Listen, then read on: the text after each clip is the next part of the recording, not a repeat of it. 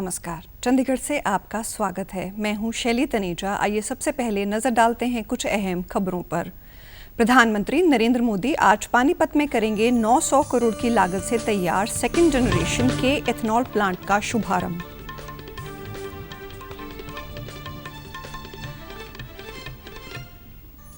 हरियाणा विधानसभा में चर्चा के बाद अवैध कॉलोनियों को वैध करने का रास्ता साफ। 3 महीने में नियमित होंगी कॉलोनियां। शून्यकाल में सीएम ने की घोषणा।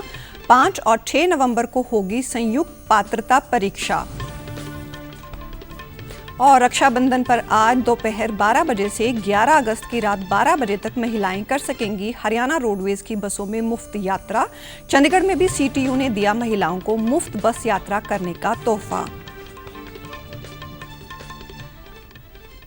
अब समाचार विस्तार से। प्रधानमंत्री नरेंद्र मोदी आज हरियाणा के पानीपत जिले में 900 करोड़ रुपए की अनुमानित लागत से तैयार सेकेंड जनरेशन के एथनॉल संयंत्र का वीडियो कॉन्फ्रेंस से लोकार्पण करेंगे।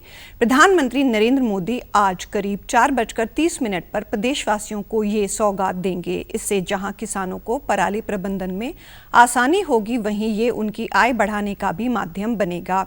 ये संयंत्र देश में जैव ईंधन के उत्पादन और उपयोग को बढ़ावा देने के सरकार के विभिन्न उपायों के तहत है। भारतीय तेल निगम लिमिटेड से तैयार इस प्लांट में करीब 2 लाख टन पराली से हर साल 3 करोड़ लीटर एथनॉल बनाया जा सकेगा। साथ ही 3 लाख टन कार्बन डाइऑक्साइड के बराबर ग्रीन हाउस गैसों का उत्सर्जन कम करने में भी मदद मिलेगी। एथनॉल बनाने के लिए प्रतिदिन 750 टन पराली का उपयोग किया जाएगा। धान के अगले सीजन से पानीपत, करनाल, जींद और आसपास के जिलों के किसानों से पराली की खरीद की जाएगी। ये योजना कचरे से कंचन उत्पादित करने के भारत के प्रयासों में एक नया अध्याय जोड़ेगी। हरियाणा विधानसभा में मॉनसून सत्र के दूसरे दिन कई अहम मुद्दों पर चर्चा के साथ साथ सरकार ने विपक्ष के सवालों के भी जवाब दिए। खनन के मुद्दे पर नेता प्रतिपक्ष भूपेंद्र सिंह हुड्डा के सवाल का जवाब देते हुए मुख्यमंत्री मनोहर लाल ने बताया कि पिछली सरकार के 2005 से 2014 तक के कार्यकाल में केवल 1268 करोड़ रुपए खनन से प्राप्त हुए, जबकि हमारी सरकार के 2015 से 2022 तक के 7 सालों में खनन से 4600 करोड़ प्राप्त हुए हैं। हमने 2015 से 14-15 तो इन्हीं का माना जाएगा, क्योंकि हम तो नवंबर में आए थे, इसलिए 15 के बाद 16 से 15-16 ऑनवर्ड्स और ये 22 यानी 21-22 तक ये 7 साल हो जाते हैं।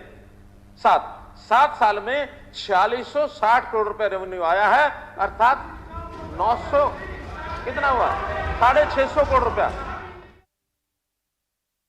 सीएम मनोहर लाल ने कहा कि पूर्व सरकार और वर्तमान सरकार की तुलना करने पर ही अंतर समझ आएगा। मुख्यमंत्री ने विधानसभा के शून्यकाल के दौरान घोषणा की कि ग्रुप सी के 32,000 पदों की भर्ती के लिए संयुक्त पात्रता परीक्षा 5 और 6 नवंबर को होगी। इस दौरान कोई गड़बड़ी होती है तो 7 नवंबर को परीक्षा कराई जाएगी। आवेदन कर चुके 11,32,000 युवा 1.5 साल से परीक्षा का इंतजार कर रहे हैं। निर्दलीय विधायक बलराज कुंडू के सवाल के जवाब में सीएम ने बताया कि नेशनल टेस्टिंग एजेंसी के सहयोग से ये परीक्षा कराई जाएगी। वहीं कॉलोनियों को वैध करने का मामला नारनौल से जजपा विधायक राजकुमार गौतम ने सदन में उठाया। इस पर शहरी निकाय मंत्री कमल गुप्ता ने कहा कि विभाग ने तय किया है कि सभी जिला पालिका आयुक्त व निगम आयुक्त अगले 3 महीने में उनके अधीन आने वाली सभी अवैध कॉलोनियों की सूची और इसका प्रस्ताव सरकार के पास भेजें। इसके बाद आगामी 3 महीने में सरकार उन्हें वेरीफाई करने के बाद नियमित करेगी। सदन में सीएम सहित सभी विधायकों और मंत्रियों ने कॉमनवेल्थ में बेहतर प्रदर्शन करने पर हरियाणा के खिलाड़ियों की सराहना की। इस दौरान सीएम ने बताया कि कॉमनवेल्थ खेलों में स्वर्ण पदक विजेता को 1.5 करोड़, रजत पदक विजेता को 75 लाख और कांस्य पदक विजेता को 50 लाख रुपए दिए जाएंगे। साथ ही चौथे स्थान पर आने वाले सभी खिलाड़ियों को 15 लाख रुपए और इन खेलों में शामिल होने वाले खिलाड़ियों को 7.5 लाख रुपए दिए जाएंगे। सदन की तीसरे दिन की कार्रवाई में शहर में पशुपालन को लेकर नए कानून लाने पर चर्चा जारी है, जिसे पास किया जा सकता है। पशुओं में लिम्पी स्किन वायरस से हरियाणा और पंजाब में हालात चिंताजनक होते जा रहे हैं। हरियाणा के पशुपालन मंत्री जयप्रकाश दलाल ने बताया कि प्रदेश के 482 गांव में ये वायरस फैल चुका है। उन्होंने कल विधानसभा में जानकारी दी कि वायरस से निपटने के लिए 5 लाख गोट पॉक्स वैक्सीन का ऑर्डर दे दिया है। साथ ही सभी उपायुक्तों को कीटनाशक के छिड़काव और फॉगिंग के लिए कहा गया है। किसानों को बीमारी के बारे में जानकारी देने के लिए 10 लाख पैम्फलेट बांटे जा रहे हैं। वहीं पंजाब के पशुपालन, मछली पालन और डेयरी विकास मंत्री लालजीत सिंह भुल्लर ने बताया कि अब तक राज्य के 50,000 से अधिक पशुओं को गोट पॉक्स दवा बिल्कुल मुफ्त लगाई जा चुकी है। पत्रकार वार्ता के दौरान उन्होंने बताया कि गोट पॉक्स की 2,33,000 से अधिक डोज को 2 पड़ावों में राज्य में पहुंच चुकी हैं। उन्होंने बताया कि अहमदाबाद से लाई गई 1,67,000 डोज की दूसरी खेप को समूह जिलों और प्रभावित क्षेत्रों में बांट दिया गया है। मंत्री ने बताया कि विभाग द्वारा वेटनरी ऑफिसरों और वेटनरी इंस्पेक्टरों की 673 टीमें बनाई गई हैं, जो निरंतर गोट पॉक्स दवा के टीकाकरण और जागरूकता मुहिम में जुटी हुई हैं। राष्ट्रव्यापी टीकाकरण अभियान के तहत देश में अब तक 207 करोड़ से अधिक कोविड रोधी टीके लगाए जा चुके हैं। पिछले 24 घंटों में 15,21,000 से अधिक टीके लगाए गए। इसी अवधि में 16,000 नए लोगों में संक्रमण की पुष्टि हुई।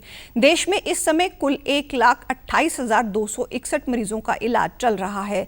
संक्रमण से स्वस्थ होने की दर 98.52% है। पिछले 24 घंटों में 19,539 मरीज स्वस्थ हुए। महामारी में अब तक 4 करोड़ 35 लाख लोग स्वस्थ हो चुके हैं।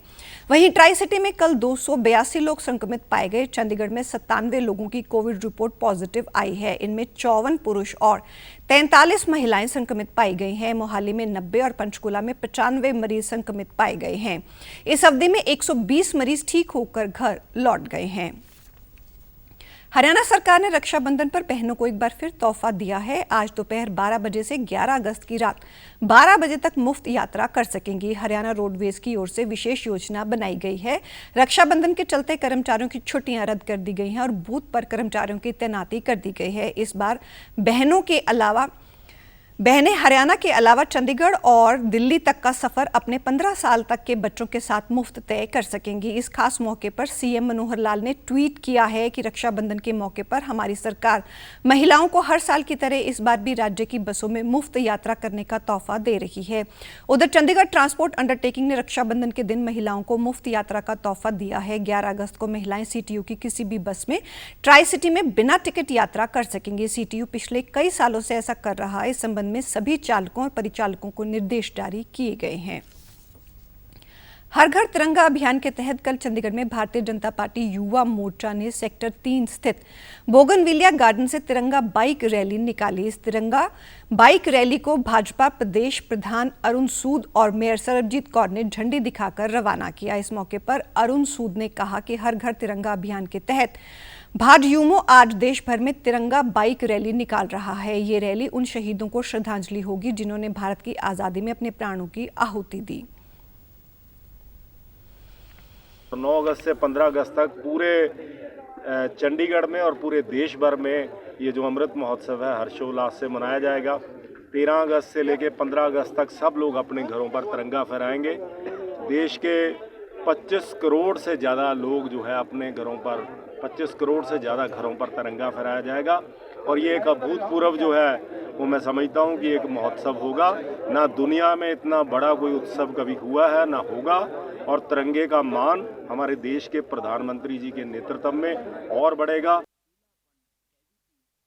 उन्होंने शहरवासियों से 13 से 15 अगस्त तक अपने घरों पर तिरंगा फहराने का भी आह्वान किया। इस तिरंगा बाइक रैली का नेतृत्व प्रदेश भाजयुमो अध्यक्ष विजय राणा ने किया। उधर कांग्रेस ने सेक्टर 35 से आज़ादी की गौरव यात्रा व तिरंगा पद यात्रा भी निकाली। आज़ादी के 75वें अमृत महोत्सव और हर घर तिरंगा अभियान के तहत चंडीगढ़ पुलिस ने भी तिरंगा रैली निकाली। और अब पेश हैं खबरें फटाफट। बिहार में आज जदयू नेता नीतीश कुमार ने मुख्यमंत्री और तेजस्वी यादव ने उप मुख्यमंत्री के रूप में ली शपथ। लालू यादव ने फोन कर दी बधाई। कल नई दिल्ली में एशियाई क्षेत्रीय मंच की वर्चुअल बैठक का आयोजन करेगा निर्वाचन आयोग। चुनावों को समावेशी, सुगम्य और भागीदारीपूर्ण बनाने के विषय पर होगी चर्चा। राष्ट्रपति द्रौपदी मुर्मू ने दी पूर्व राष्ट्रपति वी गिरी को उनकी जयंती पर श्रद्धांजलि। भारत के चौथे राष्ट्रपति थे वी गिरी। कोरोना वायरस का खतरा भी टला नहीं है, इसलिए सभी से निवेदन है कि बाहर जाने के समय मास्क जरूर पहनें, सामाजिक दूरी बनाए रखें, बार बार अपने हाथ साबुन से धोएं और सैनिटाइजर का इस्तेमाल करें। और आप हमारे समाचार YouTube channel DD news Chandigarh, Facebook DD news Chandigarh, Twitter handle DD news CHT पर भी देख सकते हैं। इसी के साथ चंडीगढ़ से समाचारों का सिलसिला समाप्त होता है। अब मैं स्टूडियो से बाहर जा रही हूं तो मैं अपना मास्क पहन रही हूं। आप भी घर से बाहर जाएं तो मास्क जरूर पहनें। नमस्कार।